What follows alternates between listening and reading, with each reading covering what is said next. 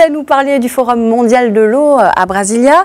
Le prix Hassan II pour l'eau a été décerné lundi, donc lors de cette organisation de coopération économique, dans le cadre de cette 8e édition. Elle se tient jusqu'à vendredi. Est-ce que vous nous expliquez d'abord ce que représente cette récompense, ce prix? Oui, alors tout d'abord, ce forum a été créé ce prix a été créé lors de la 2e édition du Forum de l'eau. Ce forum est attribué tous les 3 ans à l'occasion de chaque édition du forum en récompense aux initiateurs de projets dans le domaine de l'eau.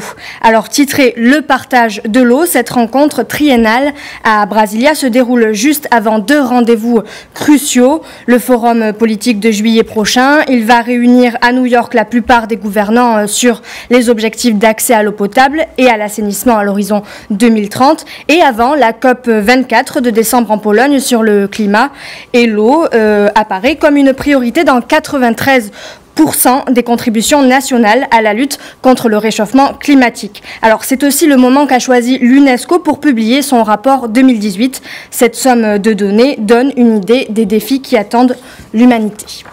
Alors vous parliez des défis justement, c'est l'un des principaux défis pour les prochaines décennies. Le stress hydrique, autrement dit la sécheresse, en fait, menace plusieurs pays, dont le Maroc. Quelle est la stratégie du Royaume sur ce point? Alors le Maroc a tout à fait conscience des défis qui l'attendent pour notamment atténuer les effets du changement climatique et leur impact sur les réserves hydriques du pays. Actuellement, le ministre en charge de ce dossier est en cours d'élaboration d'un plan national de l'eau qui devra s'étaler sur les prochaines années jusqu'à 2050. Saad Eddine Al-Othmani a évoqué la responsabilité historique du gouvernement dans ce domaine. Il a insisté sur l'importance de la convergence des actions, d'où l'importance de mettre en place ce plan en prenant en compte les dispositions de la loi sur l'eau qui devra fixer les conditions de durabilité et d'exploitation rationnelle de cette ressource, que ce soit pour l'eau potable ou pour l'irrigation. Alors, parallèlement, un plan d'urgence a été préparé. Ce programme, qui sera soumis bientôt au roi Mohammed VI, vise à accélérer les investissements dans ce domaine.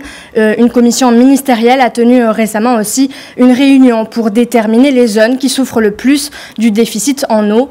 Ceci est d'autant plus important que les problèmes d'accès à l'eau risquent de susciter des protestations, notamment comme celles qui ont eu lieu dans le sud du Maroc. Mais ça, plus précisément, quels sont les enjeux pour le Maroc?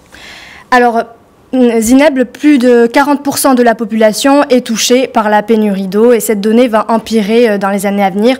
Le Maroc fait même partie du top 20 des pays les plus touchés par le stress hydrique, avec seulement 500 mètres cubes d'eau par an et par habitant, contre 2500 en 1960. Donc tous les enjeux sont là et sont assez évidents.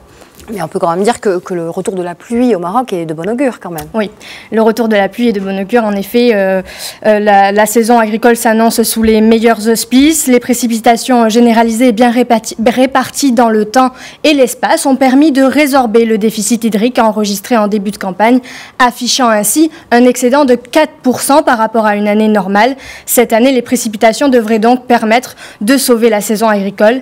Actuellement, le taux de remplissage des barrages a atteint 59% selon le ministre Saad Eddine Al-Othmani, le chef du gouvernement, pardon. D'accord. Merci Anissa. Voilà, merci beaucoup.